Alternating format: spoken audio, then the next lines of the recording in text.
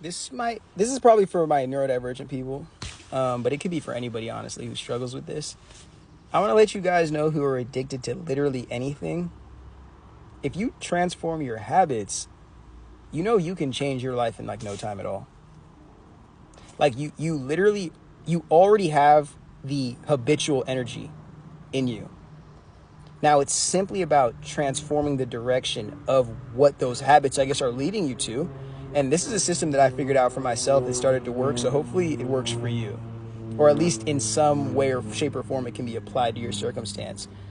But one thing I realized, and also an issue, something that kept me stuck, was as an ADHDer myself, I love routine, but I've had to truly examine my routines and my habits too to see if those were the things that were literally keeping me in cycles of the life or the circumstances that I didn't want to live in.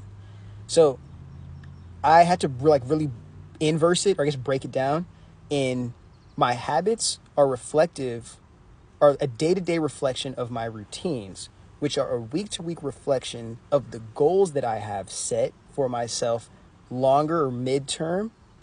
And my goals are a reflection of my dreams, and my dreams are a reflection of how much time I've taken to truly understand myself and decide how capable I am right now and what I need to do to become more capable of bringing an intangible dream into a tangible physical reality.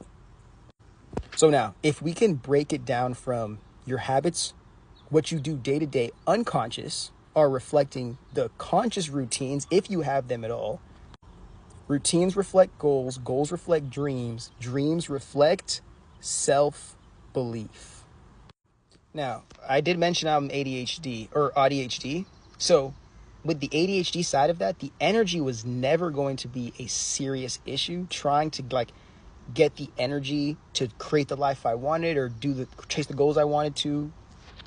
The main thing is in recognizing how, in my inability to go address my trauma, address my environment, address the things that have torn down my infinite nature or my ability to accept and surrender to my infinite nature, I'm creating a box, a claustrophobic box for myself, limiting my own potential and probably leading myself to chase goals or even chase experiences that will make me feel a way other than disappointed or unfulfilled.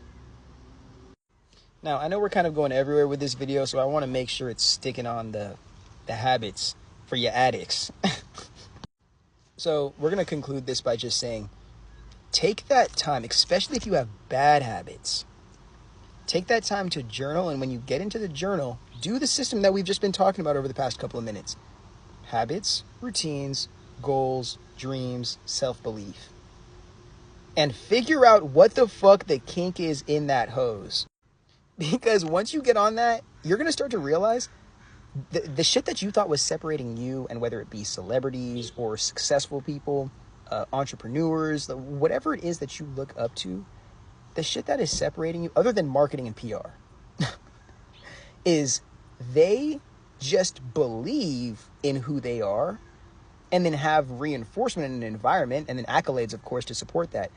But regardless of that, they believe in it first, and then their whole entire life is a reflection of those beliefs. And in the life that they're living, it gives them an opportunity to continue to expand those beliefs, expand those dreams, or test the beliefs that they do have to make sure that they're not completely under the mercy of limited perspective, but they're constantly under the surrenderance of this infinite expression and this infinite knowledge, giving them the freedom to explore different systems and circumstances to place their energy into, to not feel constricted by routine necessarily, but to still feel, and not only feel, but to still experience progress on a journey of becoming. Because like, let's just have this conversation here. Whether it's, and I don't want to make like this like going to the bar or like hitting a joint like a bad thing. It's not a bad thing, especially if you're doing what you need to in this life. You need to relax and rest and regulate yourself. But just think about every every beer you consume, every joint you have. Imagine if you consumed one a day, every day a week. You just replaced one of those days going to the gym. Just not 5 days a week, just 1 day a week for the first couple of weeks. And then you increase it slowly and say, you know what? I like this. I think I need a little bit more.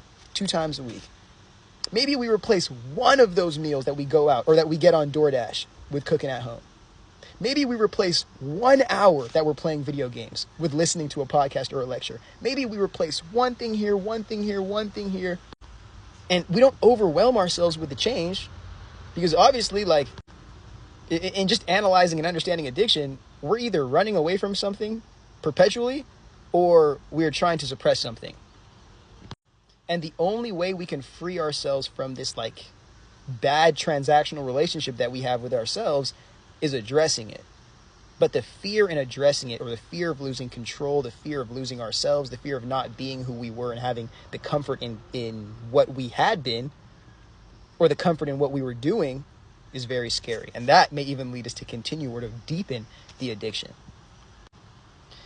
So I want you to know, like, the if you're an addict, like, the shit that you have that's just like I gotta get it fixed, I gotta get it fixed, I gotta get it fixed. It may not actually be that, but that energy right there, that's what people drink coffee for. That's what people take energy drinks for. That's what people like try to stimulate themselves with. If you got that reference.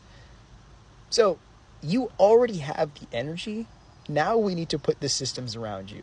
Now we need to put the environment around you, or to put you in the environment. Now we need to start showing you an opportunity, or giving you opportunities to test yourself, to fail, to be rejected, but to still choose to love yourself, to still choose to accept yourself, to still know that the power is in your hands as long as you allow yourself to have it. And to let just life pushing back on you to be a part of the fun, a part of the experience, a part of the journey. Not something that we have to just, every loss I take, it's another reason to hate myself, another reason to reinforce how lacking I am, how lesser I am of a human being. I'm telling you guys, like, I want, especially if this recession is really coming in and, like, we're not going to have any money to spend, I don't want people to start crashing out and doing stupid shit, bro. Like, especially because you guys don't like American history, especially American Black history, but when people lose jobs, when people lose connection, when people lose the outdoors, when people lose that opportunity to truly be a part of society and be a part of something, the immediate coping mechanisms, the immediate responses that are chosen to address that are usually negative. And we aren't making that decision or those decisions from a place of consciousness and awareness and care for the self. We make that as a means of trying to sedate ourselves from the reality that we don't want to fully exist in or fully face. And I would hate for us to continue to act like that and behave like that in a world where they are going to try to sell us artificial intelligence as the ultimate convenience pack, as if it's not just the final sedative to stop you from being able to have any control or contribution to society. A lot of you guys, and I'm glad that you guys have seen that this social media shit is not real, bro. Like, the amount of transformation and change that a lot of people have made on social media that happens in like 90 days or really less than a year or 18 months, it's not fucking real at all, bro. People are just trying to catch up with an algorithm, or they're just happy enough, like just lucky enough to go viral, and then they're trying to maintain that virality rather than build a catalog of credibility. So understand, if you're not somebody who's famous, you're not somebody who's viral, you're not somebody who's like in the mainstream right now, this is the perfect time to work on those habits, to work on those routines, and to figure out what the fuck is the person that I want to be. Especially in a world where America in itself, I don't think it's going to have this fairy tale ending. I genuinely believe that Trump is destroying this place and turning it into an isolationist state for the sake of billionaires being able to absolutely run through our asses as if we have any more money to give them. And then they're just going to abandon us like that movie Don't Look Up, as if nothing happened. But they're the ones that manufacture this reality, hoping that we would get into like a civil war or some shit, destroy each other so they could just like repopulate themselves. But we're not going to do that because we're not fucking stupid. So these people will just have to deprive us of like human rights, housing, healthcare, food, water, hygiene, until we disintegrate ourselves. Such a weird reality to live in. If you're focused on your habits, focus on taking care of yourself, and become somebody that you want to fucking be in this life, bro, while the whole world crashes.